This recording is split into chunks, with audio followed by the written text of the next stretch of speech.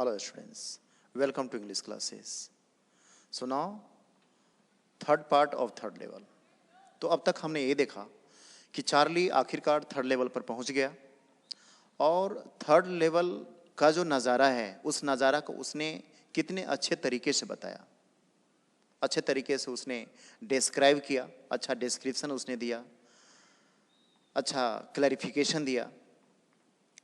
अब आगे I turned towards the ticket windows, knowing that here on the third level at Grand Central, I could buy 2 tickets that would take Louisa and me anywhere in the United States we wanted to go.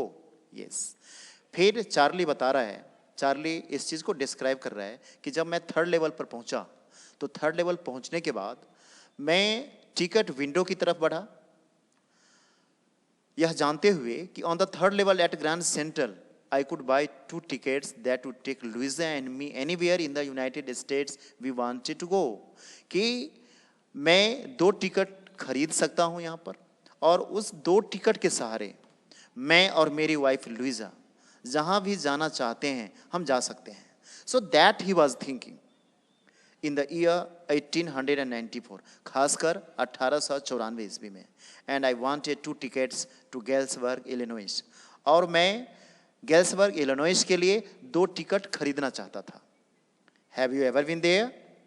फिर बता रहा है, फिर Charlie कह रहा है कि क्या आपने कभी गैल्सबर्ग का विजिट किया है, या कैसा है, कितना शानदार है. अब देखिए, it's a wonderful town still, यह बिल्कुल ही शानदार शहर है. with big old frame houses, huge lawns and tremendous trees whose branches meet overhead and roof the streets. Yes. जहाँ पर खासकर जब हम गैल्सबर्ग इलिनॉइस के बारे में बात करते हैं तो यहाँ जो घर है वह एक महल जैसा होता है, बड़े बड़े कमरे होते, घर के सामने में लॉन होता, और 1894 की ईस्वी में जो ट्रीज होते थे वह भी बहुत ही ट्रेमेंडस होता था, बहुत ही बड़े बड़े पेड़ पौधे होते थे, और पेड़ पौधे इतने बड़े होते थे कि इनके जो ब्रांचेज होती थी वह ब्रांचेज एक तरीके से एक छत का रूप ले लेती थी. तो इस चीज को यहां पर बताया गया.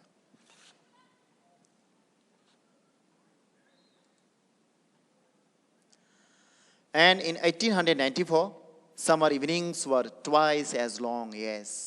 और फिर 1894 में जो शाम का समय होता था, खासकर गर्मी में शाम का समय होता था, वह बहुत ही शानदार होता था. You know, here it is described here, evenings were twice as long. Yes. That means twice means ये नहीं कि 2 गुना, you know, डबल होता था, ऐसी बातें नहीं है, बल्कि बहुत ही शानदार होता था. लोग एंजॉय करते थे. And people sat out on their lawns, लोग अपने लॉन में बैठते थे. The men smoking cigars and talking quietly. Yes.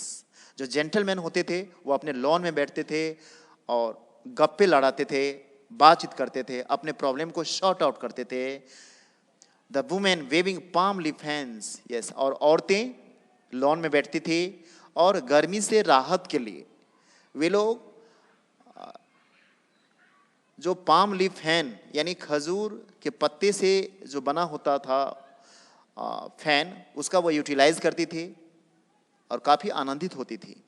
With the fire flies all around. Yes. और शाम के समय में ये जुगनू फायर फ्लाइज एक अलग तरीके से रोमांचित करता था उन लोगों को इन पीसफुल, और ऐसा लगता था कि वाह क्या वर्ल्ड था, क्या संसार था, क्या दुनिया थी.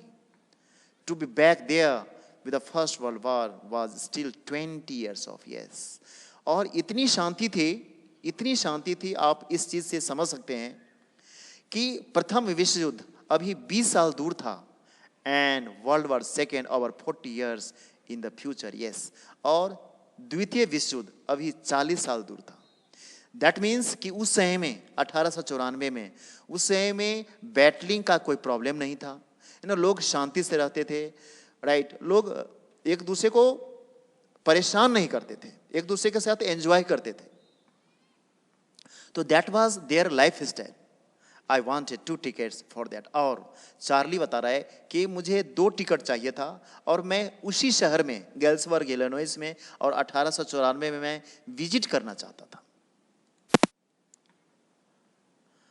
The clerk figured the fair, yes. और फिर मैं जब टिकट काउंटर के पास गया तो उसके बारे में बताया गया, the clerk figured the fair. तो जो क्लर्क था, उस क्लर्क ने मुझे किराया बताया कि कितना किराया हो सकता है। He glanced at my fancy hat band, और फिर वह टिकट क्लर्क मेरे फैंसी हैट बैंड की तरफ देखा। But he figured the fare, लेकिन फिर उसने उस फेयर को कैलकुलेट किया।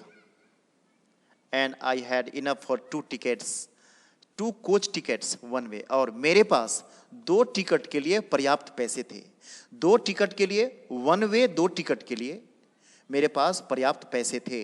But when I counted out the money and looked up, लेकिन जो ही मैंने पैसे काउंट किया और ऊपर की तरफ देखा, the clerk was staring at me.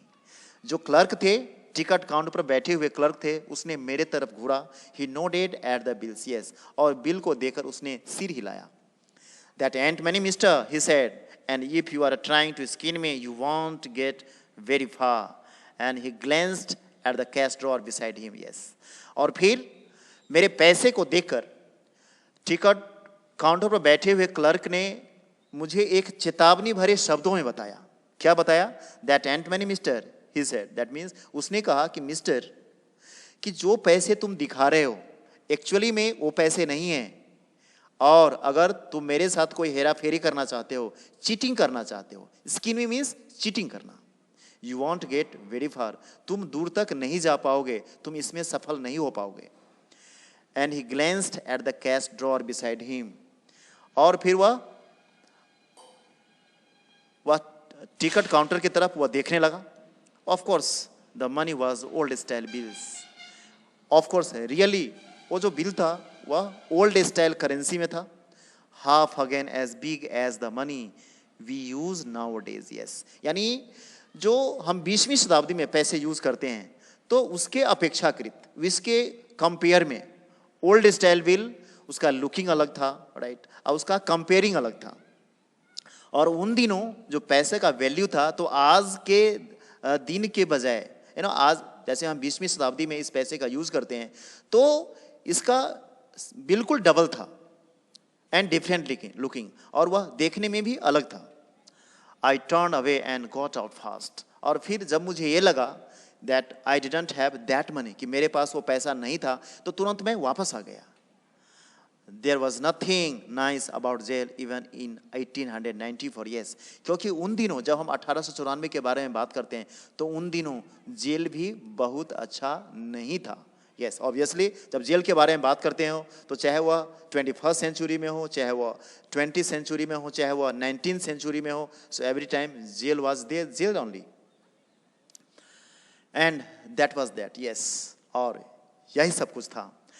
I left the same way I came, I suppose, yes. और फिर चार्ली ये बता रहा है कि मुझे ऑब्वियसली ये करना भी था, ऐसा करना भी चाहिए था कि मैं जिस रास्ते से गया उसी रास्ते से मैं वापस आ गया। Next day during lunch hour, I drew $300 out of the bank, nearly all we had. Yes. फिर वो बताते हैं कि दूसरे दिन लंच के समय में मैं अपने पैसे को विथड्रॉ कर लिया। मैं बैंक में गया और जितने भी मेरे पास में सेविंग था वो सब के सब मैंने विथड्रॉ कर लिया, निकाल लिए। And bought old currency, yes, और फिर मैंने उससे ओल्ड करेंसी पैसे कन्वर्ट कर लिए, एक्सचेंज कराया मैंने। That really worried my psychiatrist friend, और जब इसके बारे में मेरे फ्रेंड, जो मेरे मनोचिकित्सक फ्रेंड थे, तो जब उसको ये पता लगा तो वो काफ़ी परेशान हो गया, काफ़ी वो वरी हो गया। ऑब्वियसली उसे वरी होना तो था ही, क्योंकि उसे क्या लगेगा, उसे लगा कि पता नहीं ये चार्ली क्या कर रहा है इस पैसे को, पता नहीं क्यों ये जितने भी सेविंग था वो सब के सब वह निकाल लिया है, और इससे पहले वह 3rd लेवल के बारे में बात कर रहा है। तो ऑल द थिंग्स, ये सब कुछ कहीं ना कहीं सैम को वरी कर रहा था। You can buy old money at almost any coin dealers but you have to pay a premium. ये बताया गया कि आप कोई भी जो कॉइन डीलर्स होते हैं, जो पैसे का एक्सचेंज करते हैं, तो वहां पर आप जाकर अपने पैसे को दूसरे करेंसी में कन्वर्ट कर सकते हैं। ये इजी वे है, कोई प्रॉब्लम नहीं होता इसमें, लेकिन इसके बदले आपको प्रीमियम देना पड़ेगा। प्रीमियम मीन्स कुछ एक्स्ट्रा पैसा उसे आपको देना पड़ेगा। फिर आगे बताते हैं, मैं $300 bought less than 200 in old style bills, yes.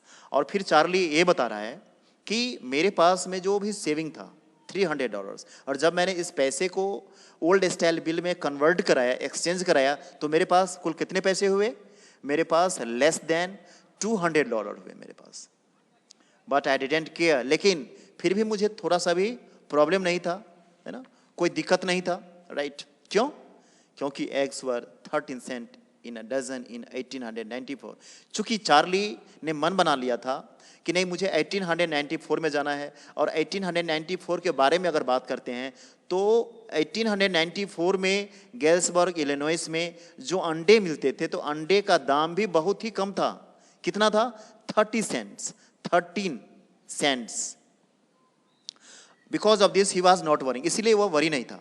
वह ये सोचता था कि नहीं नहीं, 1894 में मुझे थोड़े से अगर पैसे हो तो उसमें भी काम हो सकता है ना, उसमें भी मेरा लाइफ स्टाइल अच्छे तरीके से बीत सकता है, तो इसीलिए वो वरी नहीं हो रहा है। इस चीज़ को यहाँ पर बताया गया। But I never again found the corridor that leads to the third level at Grand Central station, although I have tried often enough. फिर वो बता रहे हैं, फिर चार्ली कह रहा है कि जब मेरे पास पैसे आ गए, राइट, जब मैंने अपने पैसे को ओल्ड करेंसी में कन्वर्ट कर लिया, तो ओल्ड करेंसी में कन्वर्ट करने के बाद चूंकि मुझे फिर थर्ड लेवल पर जाना था, फिर मुझे गैल्सबर्ग इलिनॉइस में जाना था, तो इसके लिए वो फिर वो रास्ता ढूंढता है, थर्ड लेवल पर जाने का कोशिश करता है। लेकिन यहाँ पर यह बताया गया कि उसे जो थर्ड लेवल का जो रास्ता था, ग्रैंड सेंट्रल के थर्ड लेवल का जो रास्ता था, उसे मिला ही नहीं। Although I have tried often enough, yes. फिर वो बता रहा है कि मैंने उसे सर्च आउट करने का कोशिश किया, थर्ड लेवल को सर्च आउट करने का कोशिश किया, लेकिन मुझे वो रास्ता नहीं मिला। तो इस चीज को बताया उसने। Louisa was pretty worried when I told her all this, yes. फिर चार्ली बता रहा है कि जब मैंने थर्ड लेवल के बारे में अपने वाइफ लुइसा से बात किया, जब मैंने लुइसा को यह बताया कि मैं थर्ड लेवल के बारे में बात कर रहा हूँ और 1894 के बारे में बात कर रहा हूँ, तो लुइसा काफ़ी परेशान हो गई, काफ़ी मुश्किल में वो आ गई। लुइसा को लगने लगा कि नहीं, पता नहीं ये जो चार्ली है वह थर्ड लेवल के बारे में बात क्यों कर रहा है, वह मैड तो नहीं हो गया है, राइट, क्योंकि लुइसा को यह पता था कि थर्ड लेवल है ही नहीं, तो इसीलिए वो काफ़ी वरी हो गई। And didn't want me to look for the third level anymore, yes. और बाद में लुइसा चार्ली को कहने भी लगी, वह मना भी करने लगे कि नहीं नहीं, तुम अब थर्ड लेवल के बारे में सोचो मत, उसके बारे में मत सोचो। And after a while I stop, yes. और जब लुइसा ने मना कर दिया, तो मैं भी थर्ड लेवल को जो खोजने के बारे में सोच रहा था, तो मैंने भी बंद कर दिया, मैंने भी स्टॉप कर दिया। मैंने भी सोचा कि नहीं नहीं, it would not be better, ये अच्छा नहीं होगा, तो मैंने भी सर्च करना बंद कर दिया। I went back to my stamps, और जब मैं थर्ड लेवल को सर्च आउट करना बंद कर दिया, तब मेरा ध्यान कहाँ चला गया? तब मैं अपने ध्यान को सिर्फ स्टैम्प कलेक्शन की तरफ लगाया, राइट। आपने शुरू में देखा कि जो चार्ली था, तो चार्ली का एक हॉबी था स्टैम्प कलेक्टिंग करने का, तो यही बता रहा है कि अब मैं अपना पूरा का पूरा ध्यान स्टैम्प कलेक्टिंग की तरफ लगा दिया। But now we are both looking every weekend because now we have proof that the third level is still there, right? लेकिन चार्ली ये बता रहा है कि but now we are both looking every weekend because, अब वो कहता है कि फिर भी चार्ली और उनकी वाइफ, वह दोनों के दोनों उस थर्ड लेवल के बारे में बात करते हैं, उस थर्ड लेवल को खोजने का कोशिश करते हैं, क्योंकि चार्ली बता रहा है that he was having proof, क्योंकि उसके पास एक प्रूफ था, थर्ड लेवल का प्रूफ था। हालांकि यह एक इमेजिनेशन है, रियलिटी से इसका कोई लेना देना नहीं है, तो इसी के बारे में बात हो रही है। चार्ली सोचता है कि इमेजिनेशन में ही सही, लेकिन मुझे ऐसा लगे कि मैं थर्ड लेवल पर पहुंच गया हूं और वहां जाकर मैं एंजॉय कर रहा हूं। My friend Sam Weiner disappeared. फिर बताते हैं कि चार्ली का जो साइकेट्रिस्ट फ्रेंड था सैम, वह डिसअपियर हो गया, यस, वो लापता हो गया। Nobody knew where, but I sort of suspected because Sam, a city boy, and I used to tell him about Galesburg. I went to school there, and he always said he liked the sound of the place. Yes. यहाँ पर Sam के बारे में किसी को पता नहीं है, लेकिन चार्ली बता रहा है कि चार्ली को पता है। Nobody knew where, but I sort of suspect. लेकिन मुझे कहीं ना कहीं ये शक हो रहा है। क्या शक हो रहा है? कि सैम एक सिटी बॉय था, एक शहर का लड़का था, और अक्सर हम लोग ये बात करते थे, and I used to tell him, मैं बराबर उसे बताता था, राइट, गैल्सबर्ग के बारे में बताता था, इलिनॉइस के बारे में बताता था, इस शानदार शहर के बारे में हम लोग बात करते थे। And I went to school there and he all, और जब हम लोग स्कूल जाते थे तो उस समय में अक्सर हम बात करते थे, ऐसे जगह के बारे में हम बात करते थे, और सैम भी बताता था उस जगह के बारे में कि जो गैल्सबर्ग है बहुत ही शानदार जगह है और वहाँ पर भी वो जाना चाहेगा, वहाँ पर वो विजिट करना चाहेगा। तो इस चीज़ को यहाँ पर बताया, and that's where he is all right in 1894, yes. तो इसी चीज़ के बारे में यहाँ पर बताया हो रहा है, और यही कारण है कि चार्ली बता रहा है कि निश्चित रूप से ही सैम कहीं ना कहीं गैल्सबर्ग पहुँच गया होगा इन 1894 में। चार्ली यहाँ पर भी आप देख सकते हैं कि चार्ली यह एक इमेजिनेशन कर रहा है कि मैं तो नहीं पहुँच पाया, you know, I am unable to reach there, I am unable to enjoy my life in Galesburg in 1894। लेकिन मुझे कहीं ना कहीं ये लगता है कि सैम है ना, उसके जो साइकेट्रिस्ट फ्रेंड है वह कहीं ना कहीं उस जगह पर चला गया है, इस टेंशन से फ्री हो गया है वो, राइट। 1894 गैल्सबर्ग जाने का मतलब क्या है कि just you know he is totally tension free from this world.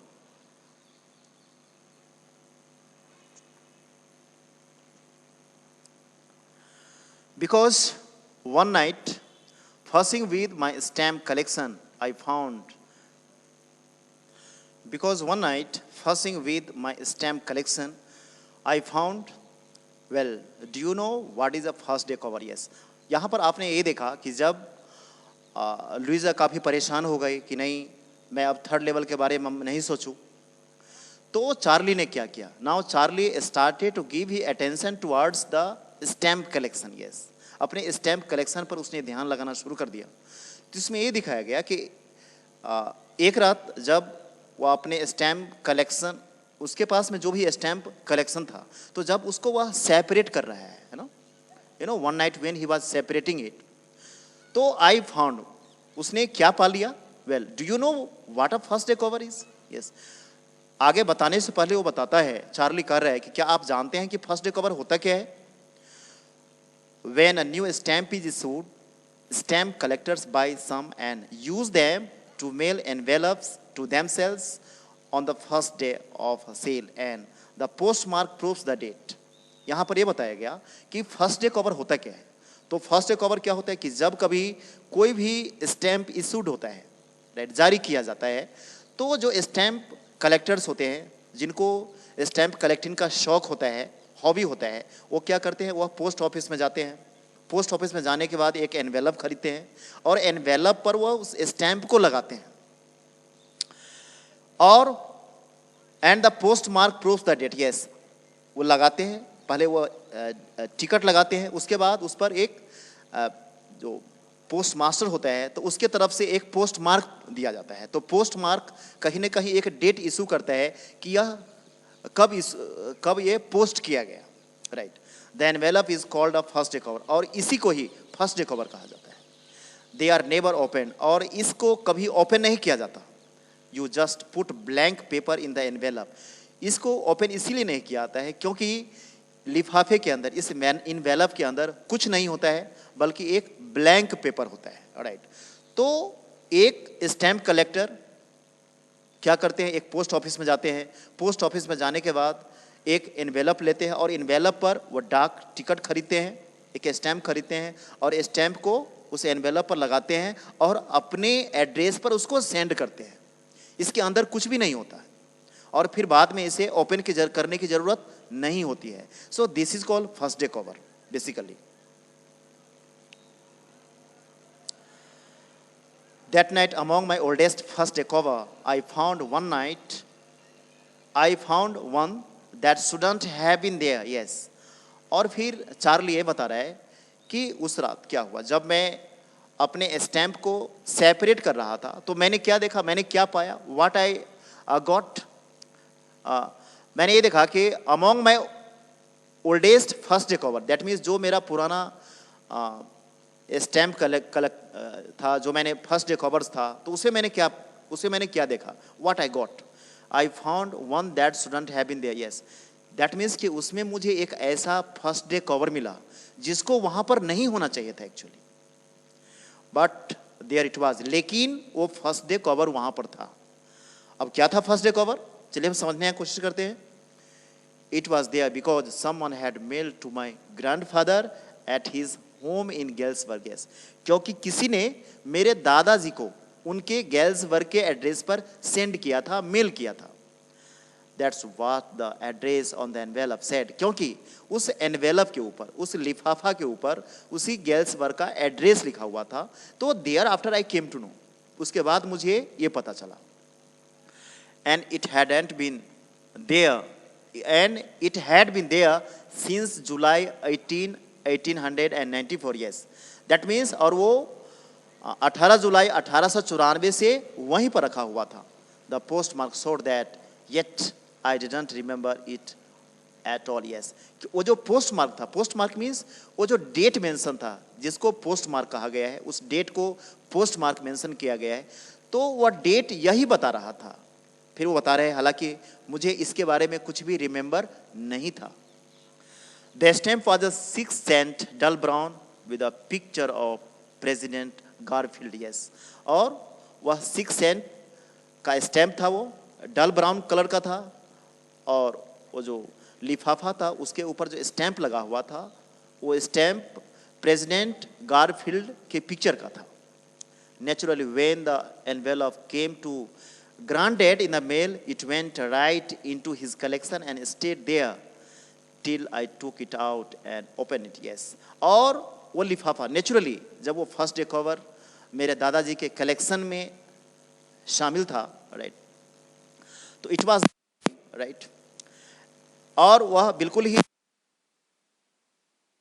शामिल था। उसको ओपन नहीं किया, I took it out and opened it. Yes, that means कि जब तक मैंने इसको ओपन नहीं किया तब तक किसी ने भी इसको ओपन नहीं किया था।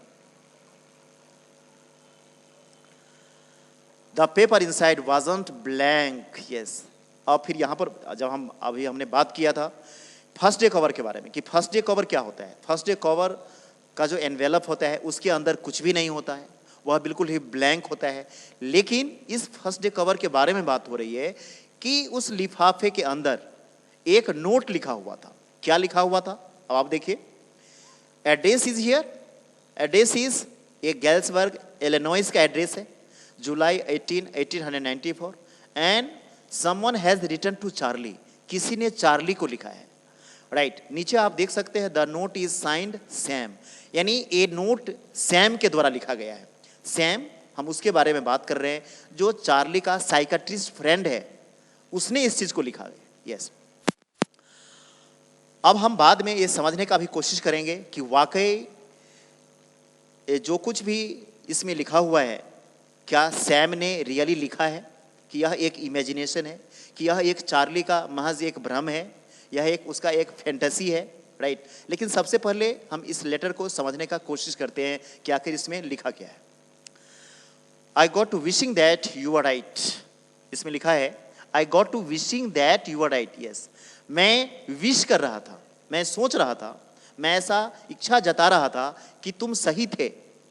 Then I got to believing you are right, और अब मैं विश्वास करने लगा हूं कि तुम वाकई सही थे। एंड चार्ली इट्स ट्रू, और चार्ली ये बिल्कुल ही सच है। I found the third level, मुझे थर्ड लेवल वाकई मिल गया है। I have been here 2 weeks, मैं यहाँ पर 2 हफ्ते से हूँ। And alright, and right now, और दैट मीन्स और अभी भी मैं यहाँ पर हूँ। Down the street at the Dalys, yes, और डेलीज स्ट्रीट में हूँ, इसी गली में हूँ मैं। Someone is playing a piano, लोग यहाँ पर पियानो बजाते हैं। And they are all out on the front porch singing Nellie home. Yes, लोग अपने पोर्च में बैठे हुए हैं, अपने लॉन में बैठे हुए हैं और इस गाने को गुनगुना रहे हैं, है ना। सिंग नेली होम, यह एक इंग्लिश सॉन्ग है, अमेरिकन इंग्लिश सॉन्ग है, तो इसको लोग गुनगुनाते हैं। And I am invited over for lemonade, और किसी ने मुझे लेमोनेड पर इनवाइट किया है, शिकंजी पर इनवाइट किया है, नींबू पानी पर इनवाइट किया है। Come on back Charlie and Luisa. Yes, फिर यहाँ पर लिखा गया है कि चार्ली एंड लुइजा, तुम जल्दी ही यहाँ पर आ जाओ, प्लीज कम ऑन वापस आ जाओ।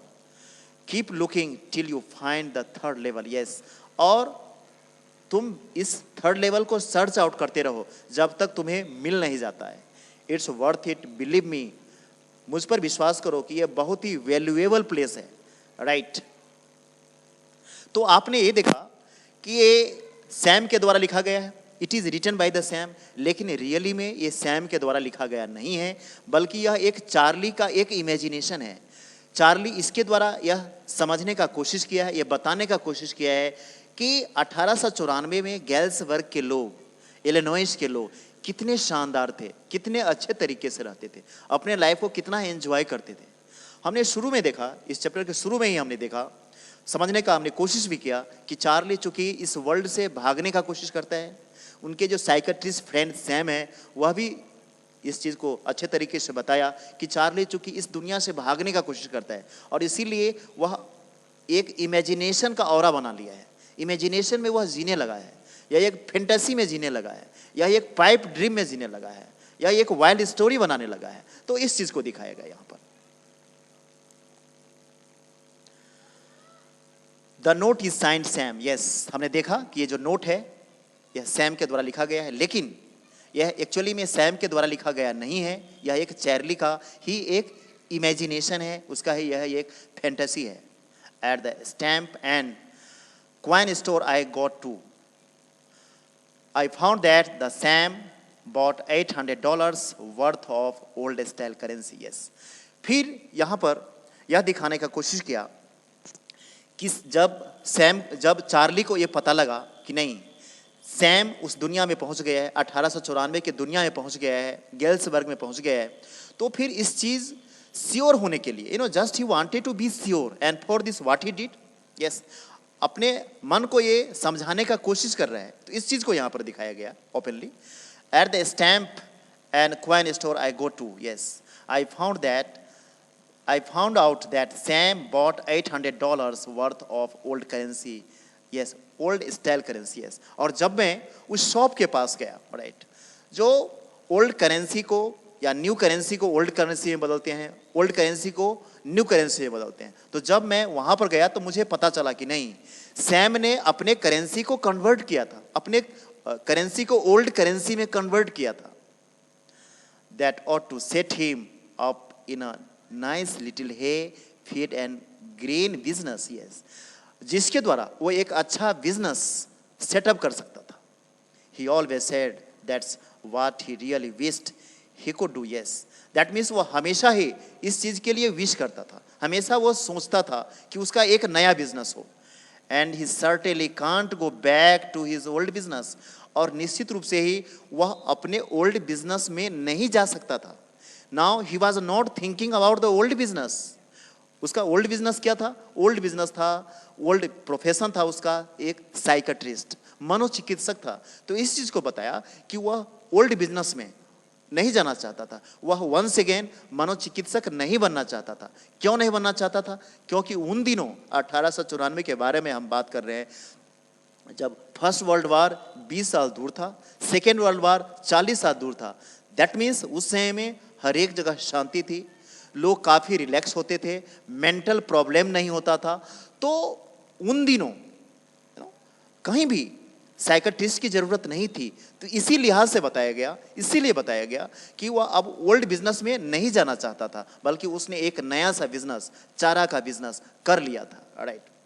Not in Galesburg Illinois in 1894, yes, obviously, खासकर 1894 के बारे में हम बात करते हैं तो 1894 में गैल्सबर्ग इलिनॉइस में, जहाँ पर लोग इतने रिलैक्स होते थे, आपस में बात करते थे, अपने प्रॉब्लम को एक दूसरे से शेयर करते थे, तो वहाँ पर फिर मनोचिकित्सक की कोई ज़रूरत नहीं थी, yes. So that has been describe here, yes, why Sam was my psychiatrist, yes, क्यों सैम मेरा मनोविशेषज्ञ था, राइट, मेरा मनोविशेषज्ञ, बहुत ही अच्छा फ्रेंड था। तो इस चीज़ को यहाँ पर बताया गया। हमने यहाँ पर यह देखा, इस चीज़ को समझने का कोशिश किया कि चार्ली इस दुनिया से भागने का कोशिश करता है, इस मॉडर्न वर्ल्ड से वह एस्केप करने का कोशिश करता है। And because of this he is making his new world, he is making his new imagination, he wants to live in his new world and because of this, he is just making his own story, he is making his own world. And in this world, he is feeling very much relaxed. So basically, this is your chapter. Thank you, students. Thank you.